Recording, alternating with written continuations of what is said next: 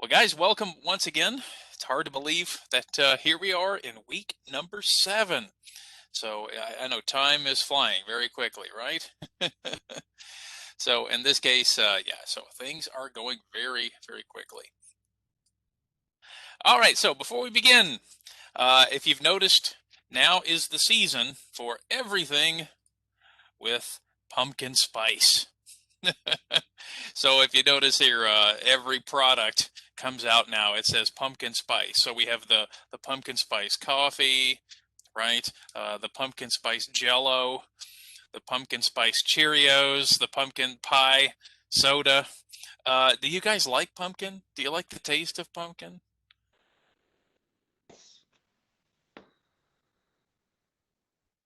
Yes, Yes. yes, Really? yeah. Yeah. Bune, do you buy? Yeah. Do you like pumpkin candy or pumpkin? What pumpkin things do you like, Bune? Pumpkin cake. Like a pumpkin spice cake. Yeah, that's not too bad. All right. Okay. Miriam, what about you? Do you like pumpkin flavor? Yeah, we Which make it soup. which one? We make it as a soup with soup. Oh yeah, well that's actually like the real pumpkin flavor. Yeah. Yeah, you notice these are not real pumpkin flavors, right? Anybody else like that pumpkin flavor?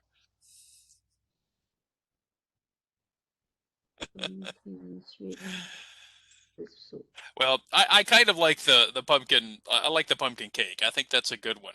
Now, before we continue though, if you've noticed, we put pumpkin now into everything at this time of year. So guys, here is my choice for the worst pumpkin spiced food. Are you ready? Do you want to see what I think is the worst pumpkin spice food? All right, here we go. It is pumpkin spice Spam. Do you guys know Spam? Do you know this product? Don't know. Don't No, know I it? don't. Yeah. Saba says no. Okay. Well, so for example, many years ago, Spam was basically like a canned ham. But it's not really ham. You know, they put it in the can and you can keep it for a very long time. Now, I think regular Spam is disgusting. Regular Spam tastes terrible. But for example, my dad loves it. And in fact, many people would take Spam and they would make a sandwich or they would fry it. You can prepare it many different ways. So I think this, in my vote, is the worst pumpkin spice flavor because regular Spam is terrible, but pumpkin spice Spam is worse. It's much worse. So everybody, this is my vote for the worst pumpkin spice flavor. Okay, so don't buy this product. But would you like to know what I think is the funniest pumpkin spice product? Are you ready? Ready for the funniest? I think it'll make you laugh. So because we see pumpkin spice in everything, I saw this on the internet. This is from a mechanic, a car garage. It says, "Hurry in for a pumpkin spice oil change." I think that's funny.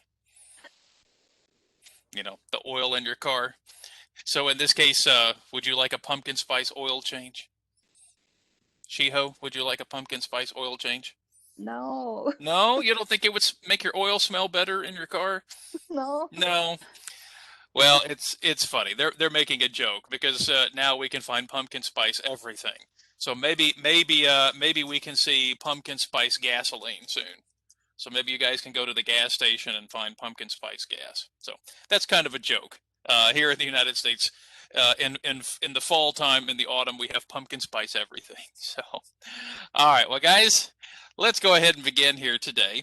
So let's talk about our agenda. So we're going to do a little greetings activity. So speaking of food, you'll get a chance to talk about food here in just a moment. We have a new expression to learn this week. So I tried to choose an expression that was connected, related to the season. So this is now fall, right? Autumn. So I have a new expression that we can relate to that time of year. And then we're going to review the grammar point that I shared with everyone last week, and that is the future real conditional. Okay, so let's jump into the greetings. So everybody,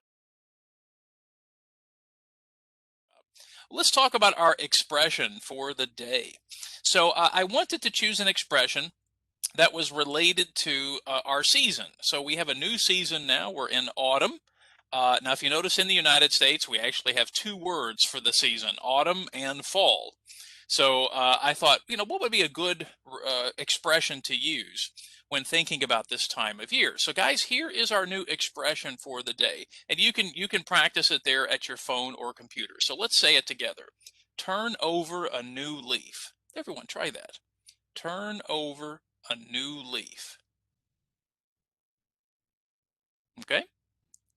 Now, the expression means to start over in life, like to try something new, like a new life, a new habit, a new way of doing something. So, sometimes you feel like you need a change in your life. You need to do something different, something better. So you might say, I want to turn over a new leaf. Like I want to become a new or better person. I want to do something new or try something new. So I think sometimes we all feel this way. Now, if you notice my picture here, it says, the expression comes from the idea of fall. So again, remember, autumn is also known in the United States as fall, when the leaves fall and turn color. So first off, do you guys like the fall season? Do you like the color of the trees when they change? Do you like that? No, No. I like that. Who said no? Who I said like. no? Mariam, I said no. You said no. Okay, well, okay, you're done. Go home. Bye-bye. I like. Oh. I love fall. Oh. Fall is my favorite season. Yeah. Me too. Okay. All right, good, good. Sky is very, very beautiful. Yeah, I like the colors. I like the Yeah. colors a lot. Yeah. Saba says she adores it. Okay. Well, this, guys, I think we're going to be, 2020 has been a terrible year, but at least I think this fall season might actually be a good fall season. It's been a few years since we've had a good fall where the weather is nice and the leaves turn and get really colorful. So maybe we're going to be lucky this fall that we'll have a beautiful fall season. Usually it's too hot or too dry, but I think this year might be pretty good. Hey, by the way, do you like the picture you see on the screen? Do you like this photo? Yes. Yes. Yes, it's beautiful. It's mine. Where did you? Wonderful. So I wanted to share this with you real quickly. I took this picture 2 years ago, and this picture is in Colorado. So Colorado, you usually see only the yellow trees. The yellow trees have a name. They're called aspens. If you notice, we don't have aspens here in Kentucky. Aspens are trees that you find in the mountains, and especially in the western part of the United States. Of course, you can find them in other countries too. But here in the United States, these yellow trees that you see, those are called aspens. And of course, aspens can be different colors, but they're usually yellow. So I wanted to share this picture with you because I'm very proud of this photo. I wanted to share it with you because this picture that you see, I had published in a magazine last year. So I wanted to share this with you. So I hope you like it. So anyway, I like the fall season, as you can see. Well, let's talk about this new expression, okay? So here's our question for the day. You can put your answer in the chat box or you can use your microphone. But here's the question. The question is, people often want to turn over a new leaf when they want to lose weight, start exercising, begin studying for a new career, maybe move to a new place. So guys, my question for everyone in the group this morning is, what about you? What is some new thing that you would like to do to help improve your life? So once again, our expression for the day is to turn over a new leaf. So maybe you want to turn over a new leaf by learning something new, speaking a new language, learning, studying for a new career. So I think those are all very good goals. For me, I need to start exercising, but I'm too lazy. That's my problem. Okay. Okay, now guys, as I mentioned at the beginning of class, you might need a piece of paper. It may or may not, but you might just want to have it ready because we're going to do a couple of activities here. Okay, Saba, that's a big one too. Learning American history, geography, travel. Okay, that's a big one. That's a big one. All right. Well, guys, for this lesson, I asked everybody to start looking at the Burlington English introduction to the future real conditional. So again, what I'm going to do this morning is to kind of go in and kind of talk about the topic. So we should be able to see it here on the screen. So I hope everyone had a chance to watch my little video explaining the future real conditional, but let's go ahead and kind of review it a little bit and do some activities here this morning. And again, you might need a piece of paper for one of the activities we're going to do. Okay, now again, I don't want to just keep talking and talking, so I'm going to ask some people to help me. So I'm going to zoom in just a little bit here. Okay, so in talking about the future real conditional, let's see if I can move this up a little bit. Just a second. Okay. I don't know if I can move it up. Okay. So for example, in the future real conditional, let's see, I'm going to ask, let's see, I'm going to ask Fatiha, are you there? Can you hear me? Yes, I'm here. Fatiha, how are you? Could you do us a favor and read this first part here on the screen? Sure. Just the sentence or just in the screen? Read the first part and then the first little bullet, that first little dot there for us. Okay. Use future real conditionals for possibilities in the future. A future real conditional sentence has an if clause and a result clause. Use the simple present in the if clause and the future with will in the result clause. Okay, so Fatiha, read those two examples for us there. If I have the car, I will drive you to the concert.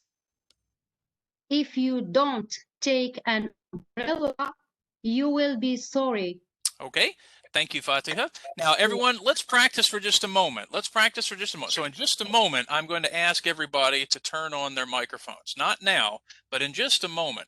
So Fatiha, when you were reading the sentence, the first thing I want to remind everybody is when we see those letters, ILL and apostrophe, so I put them there in the chat box. Again, what we want to do is we want to pronounce them like a contraction. Okay, so let's make a note of that, a contraction. So let's see if we can make a note here. I don't know why they always start with yellow. Sorry. Every time I try to annotate, they always want to use the yellow color. I don't like the yellow color. All right, let's try this again. Okay, let's see. Are we going to work? All right. Okay, so on the screen there is a little small, so I've typed the word contraction. Okay, so everyone, let's say that word together. Ah, shoot. I'll put it in the chat box. I don't like the annotation tool here. All right, everyone, let's say that word together. Contraction. Just practice it real quickly. So let's say it. Contraction. All right, so everybody, turn on your microphones. Contraction. Contraction. Action. All right, very good. Now, a contraction is when we put two words together. So Fatiha, you were correct. It was the word I and will. But what I want to do, everybody, right now, I want to practice saying it as a contraction, which means when we put them together, we're going to connect the I and the ul part. Okay. Now I'm going to move in kind of close to the camera for just a moment. Okay. So I'm going to show you, again, think about your tongue. Okay, tongue. So we're going to go, so watch what we're going to do. We're going to go, You like I. Everyone, you try it. Aisle. There we go. Aisle. Aisle. Excellent. Aisle. All right. Aisle. Ayalız mean I will. That means I will. Yes. So it's a Yeah, contraction. aisle. Yeah. Ayal. Now, again, when we think about contractions, so again, let me leave this topic for just a moment. Let me find a better space that I can use here. Let me pull up a Jamboard here. This will be easier to show. So again, just to remind everybody, when we think about contractions, so again, I'll put this on the screen. I think it'll be a little easier here. Okay, so when we think about contractions, so contractions are when we put two words together. So once again, we have I plus the word will becomes I'll. Okay, we'll make that a little bigger there for us. Okay. Ayal. Now, again, the idea here is, I know it's a little strange, but when we see a contraction, we need to read it like a contraction. So instead of saying I will, we're going to say I'll. Now, let's see. Let's make a few more. So if I have you and will, You will. okay, yeah, so we put them together. So everyone, let's try it. So I'm going to, again, let's get close. I'll get close to the microphone here, or to the camera. Everyone, let's turn on our microphones. Let's say you'll. You. You'll. You'll. See how I'm using, how my mouth looks like the W? What? See that? Yeah. You. So actually, that's because, You. yeah, good. There you go. That sounds great. That's because, if I can find my color, there we go. That's because the end of the word you and the beginning of the word will actually use the same sound to connect. It's that W sound. Now watch very closely when I say you. Everybody try that. You. You. You look like a fish, right? You. I like it. Yeah, so now the nice thing is your mouth is already in position. So when you say the W, yeah, when you say the W, the U part, watch what happens. You.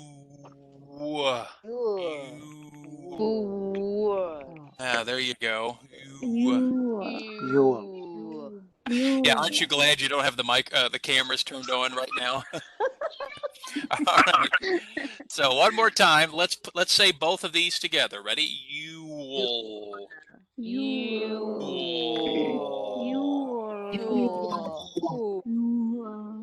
Yeah, so what's happening is the W is connecting to the U part and the I is disappearing. So in this case, you will. Okay? All right. So, okay, let's turn off the microphones just for a moment. And let's just review a couple more, and then we'll practice them again. So again, with he, right.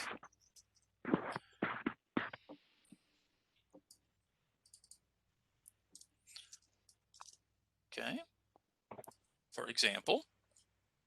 So, for example, when we try he will, we'll say he'll. Everyone, now you can turn on your microphones again. Let's say it again. He'll.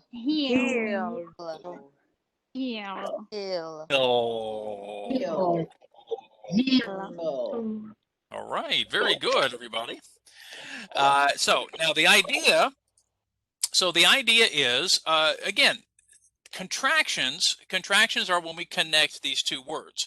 Now, of course, what happens sometimes with contractions is sometimes they sound, when we say them, they sound like other words. Let me talk about this last one here for just a moment. So I'm going to go to another screen. So let me copy this one for just a moment. Let's see if I can copy it. Okay. So unfortunately, sometimes students have problems because they don't know that it's a contraction that we're using.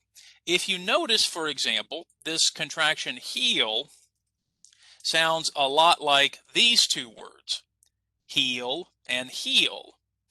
These two words sound exactly the same. So in fact, all three of these words sound the same. So if we think about it, these three words all sound exactly the same. Now, the first heel, this is the part of your shoe, right? Or the part of your foot, the back part of our foot or our shoe. Does anybody know the next word, what this word means? H-E-A-L. Anybody know this word? To be good in health. Getting better. Getting better, To be yes. better. Yeah, so Getting like better. when you're sick, for example, or you have a cut and your cut gets better, you would say my cut healed, right? It got better. So again, if you notice, this is one of the problems sometimes of English. In this case, we have three words that sound exactly the same. So everyone, let's try it one more time, okay? So I'm going to turn on the microphones for just a moment. Let's say it again. Heal. Heel.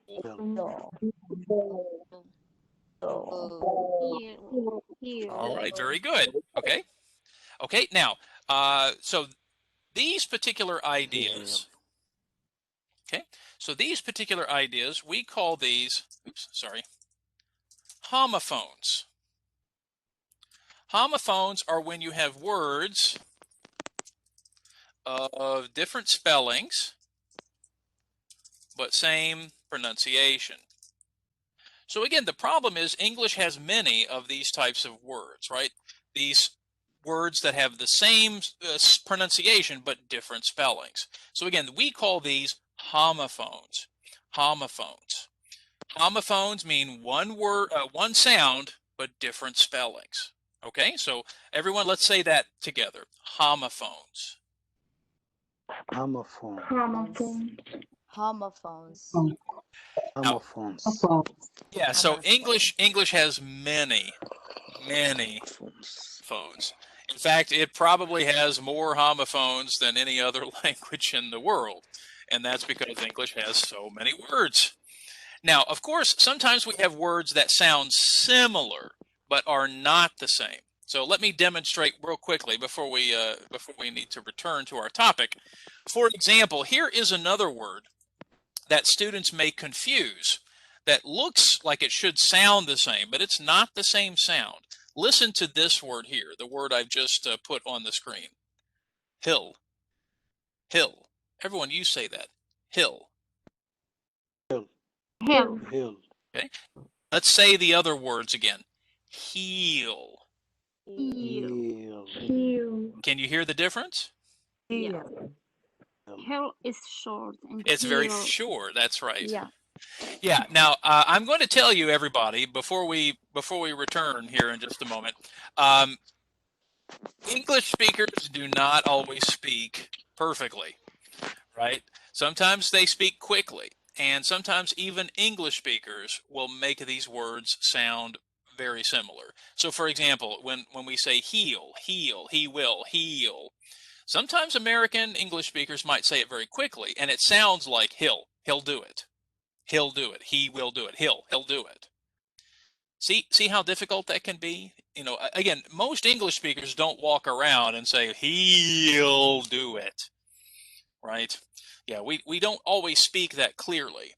So as you can see, sometimes it's hard. It's hard for me sometimes. If I'm listening on the telephone, sometimes it's hard to hear what word the person said. Did they say this word or did they say this word? But the truth is, they are different. Heel, hill. Heel, hill.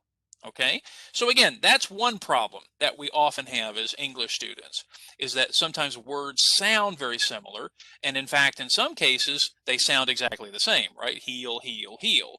But some of you mentioned, obviously, their meanings are different. Their meanings are different, right? Okay, so everybody, let's do a quick little test. All right, everybody in the chat box, okay? I'm going to say a very short little sentence. Okay, a very short little sentence. You tell me which word am I using. So, for example, if I said my shoe has a broken heel. My shoe has a broken heel. Okay, now in the chat box, which word am I using? Can you type it in there for me? Who can type it first? All right, Elena, congratulations. H-E-E-L. Very good. Okay. All right, let's try one more. Let's try one more. If I say tomorrow, he'll do it. tomorrow he'll do it. All right, very good. Be careful, Bune. We need the punctuation, Bune. That looks like hell. We don't want to say that. All right, H-E, yeah, apostrophe L-L. Yeah. So be careful, Bune. Spelling might be different when we look at the word. Okay, now guys, maybe next week we'll practice a little bit more with some pronunciation, but I do want to mention that because that's an issue. Okay, so once again, guys, we're talking about examples of contractions. And contractions are when we put those two words together, usually a subject like I or you or he or she, but the word will is a little difficult for people to pronounce. So one more time, let's say just the contractions. I'm going to use my pointer now. So everybody, let's say the contractions one more time. So let's say it. I'll. I'll. You'll. You'll. He'll. All right, very good. Obviously, I think, in my opinion, probably the most difficult one is this one, which is when we use they. I think this one is one of the most difficult ones. Take a look. They'll. Yeah, that's true. Yeah, that was hard. That was. They'll. And then of course this one looks a little weird. Wheel. Yeah. Yeah, it sounds like wheel, right? Driving a car. Yeah. Wheel. Yeah. Okay. All right, we could practice this all day. So, but let's return for now back to our lesson. And again, we can practice more next week. Okay, so once again, the future real conditional. As we learned so far, when we put the future real conditional together, the if part of the sentence, we use the simple present. The result part of the sentence, we use the future. Now, again, part of the problem is this is not exactly the future tense. So, for example, if I said, I will help you tomorrow, or I'll help you tomorrow, that is an example of the future because it's telling you I'm going to do it. I very much believe I'm going to do it. But again, if you notice, this is not just the future. It's the future conditional. So it's conditional because we're not 100% sure. We're pretty sure, but we're not 100% sure. So that's why, for example, when the person says, if I have the car. Now, do we know if I'm going to have the car? Well, I don't know that. Maybe I'm 80% sure. Maybe I'm 75% sure. So again, I see here in the chat box, Fatih, yes, it depends on this situation. So if I get the car, then this will happen. But the problem is, I don't know if I'm going to get the car. So that's, again, what part of the problem is with this particular form. And again, notice we can use it in the negative as well. If you don't take an umbrella, you'll be sorry. Maybe it's going to rain. So I'm telling you, if you don't bring that umbrella.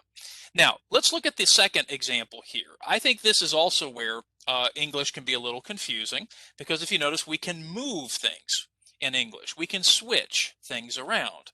So let's see. Maybe Saba, would you like to read this next bullet for us? Okay. The if clause can appear at the beginning of the end of the sentence when the if clause is at the beginning of the sentence. Use a comma between the clauses. If Dad needs the car, I'll take the bus. Good. I'll take the bus if Dad needs the car. All right, thank you, Saba. Okay, so again, I mentioned in the video that when we start the sentence with the word if, a couple of things, right? We take a little pause, a little break right here at the comma, but also our voice is going to change a little bit. Do you remember that part in the video when I was explaining how our voice might change? So everyone, yeah, go ahead, say it. Hesitation The curve. hesitation curve. Very good. So that hesitation tells the listener, I'm listening. It tells me, oh, more information is going to come. So in my opinion, I think English speakers use the first example more because they're telling, it has an easier way to tell the listener more information is coming. Now, everyone, let's try this sentence together, okay? Now, again, I'm going to try this. I'm going to try it with the annotation. I don't know. I am not liking the annotation tool here. Let's try it. All right, I got a line here. Let's see. Can I try it? Let's use the pencil tool. All right. Okay, let's see. Okay. All right, so, okay, let's hope it works. All right, everyone. So we're going to say this first sentence together. Now, remember, we said a couple of things. When we see the comma, right, we're going to take a short little pause, and then we're going to have our voice do that kind of hesitation. All right, so everybody, okay, everybody ready? All right, so we're going to turn on the microphones, and we're going to say the first part together. Okay, so ready? Listen to me, and then everyone repeat it. If Dad needs the car, everybody try it. If Dad If needs Dad the needs Needs the car. Car. Everyone just say car. car, Car. There you go. Yeah, see how my voice? Car. Car. car, Yeah, you might There you feel go. you might feel kind of strange when you say that. Now, I can spell this car correct. Always I say vehicle. vehicle. Okay, so there you go. That's a more formal word there, Sheikh. Car. Car, yeah. Now, everyone, sometimes I tell students, if you can't remember the hesitation, you can use your eyebrows like this. Right? So watch. Watch. If Dad needs the car, car, Yeah. car, Car. can you try that? Car. car, Car. Heard it the time. car. All right, let's now remember what happens at the end of the sentence. I'll take I'll take take The bus. Yeah, see how my voice goes down? take the I bus. take the bus. All right, very good. Now let's put it together. Okay, let's put the whole sentence together. Okay, now we're going to say it together at the same time. Ready? 1, 2, 3. If Dad needs the car, I'll take the bus. Does that need car? I take I'll the take the bus. bus. There you go, Shekna, going down a little bit. Good. All right. So the way we're changing the sound of our voice, that is helping the listener. Okay, I'm listening. So if someone says, if Dad takes the car, then the person who is listening says, okay, more information. What happened? Yeah, what's going on? Yeah, so if I say, for example, guys, if I say, if Dad takes the car,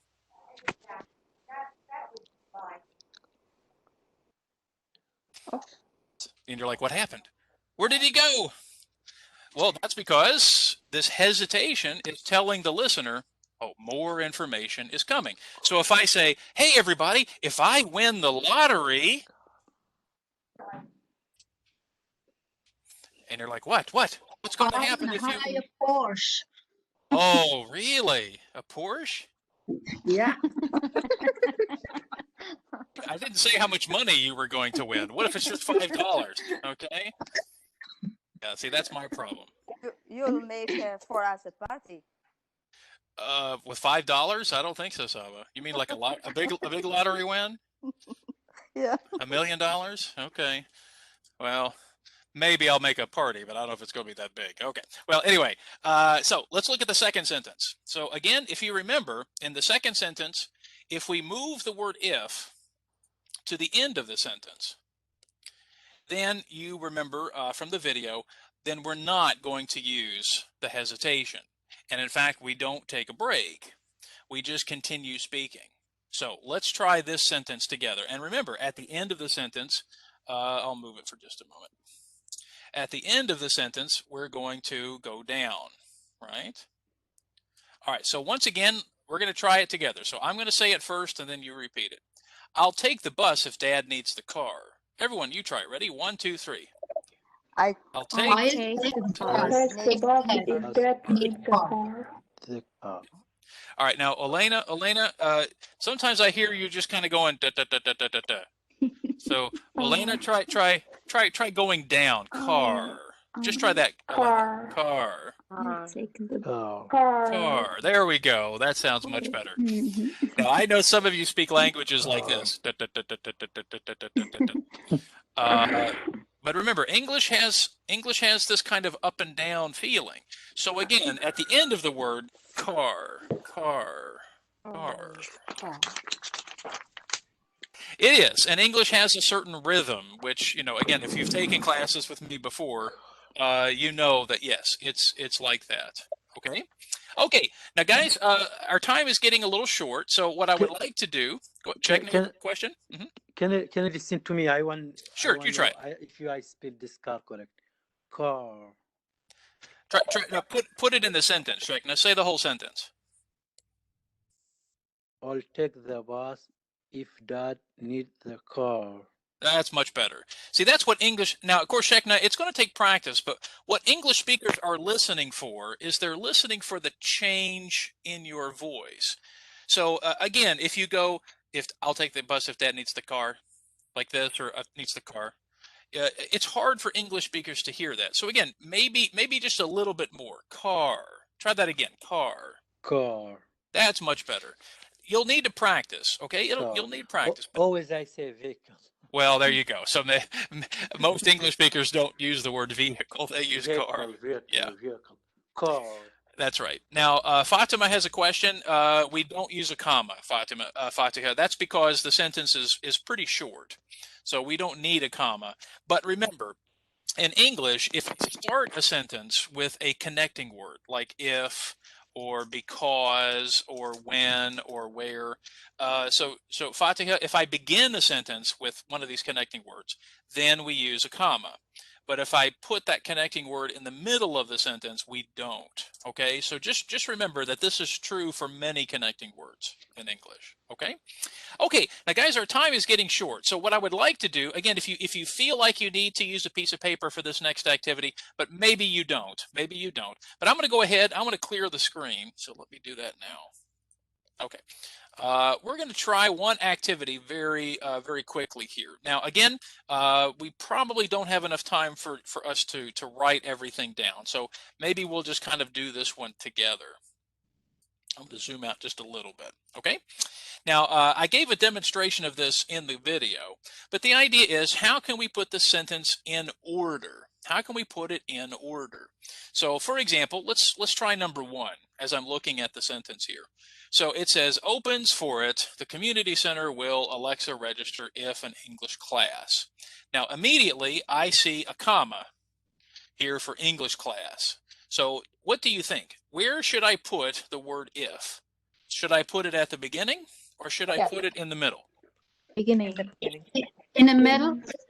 Okay. But remember, I see a comma. After the if clause. Okay, well let's start with if. So we think if would go at the beginning. No. Yeah, because it's uppercase. Yeah, because if you notice, it is a capitalized, right? All right. So what would be next? If Alexa. No. Alexa. which word is in the present tense? Which word is in the simple present? Let me go there. I'm doing Listen. I don't think it's register. I think it's Open. Open. what is opening? If what opens? Community center or an English class. If an Let's English see. class. An English class. Let's try this first. Let's try this. If the community center opens what? English class. Okay, yeah, because the comma would English probably class. be in the middle. Yeah. Okay, Yes. an English Community class. center open in English Alexa. class. Alexa will register for it. Okay, all right. Now, first off, guys, does anybody here have Amazon at home? Because if you have Amazon, that's Alexa, right? That's the speaker. Yeah. So Yeah. don't say this too loud, because maybe your speaker is listening to Yeah. us. Okay, now let's check the answer. Let's check it. let's check that first answer. Ha! Congratulations. So a couple of things you noted. So Lilia noted, for example, the word if was capitalized. So that tells me it's going to be at the beginning of the sentence. And then the comma, I saw the comma, so that tells me that that's probably the last part of the beginning of the sentence. Now You can remember, try other way. yeah, so remember, now we also know that the first part of the sentence will use the simple present. If the community center opens. Yeah, I think that would be the idea. So everybody, we've got just a couple of minutes. Let's try saying this first sentence together, okay? So listen carefully. If the community center opens an English class, Alexa will register for it. Correct. Okay, are we ready to try it?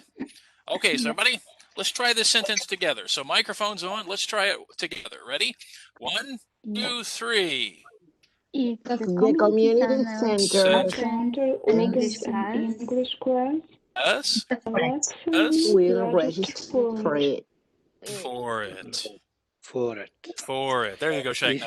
If the community center opens the English class, Alexa will register for it. Okay, now Shaykna, the end of the sentence is good. Try that little hesitation though. Class. Class. There you go. That was much better. Class. Yeah, class. Good. All right. Okay, that sounded much better. Okay, well, guys, unfortunately, our time is just getting away from us here. So maybe we have time to try one more. Okay, so let's try number 2. Okay, so let's look at number 2. What do you think might be the beginning of the sentence? You'll Okay, so you'll. Okay. love enjoy. animal. No. No, I think that. Enjoy. Okay, so for example, what should we do with love animals? What do I see here?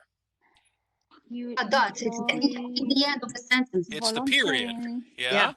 It's a period. So I know I can move that. There you go, Gisela. So you'll You will enjoy enjoy the volunteering volunteering at the At the animal animal shelter. shelter.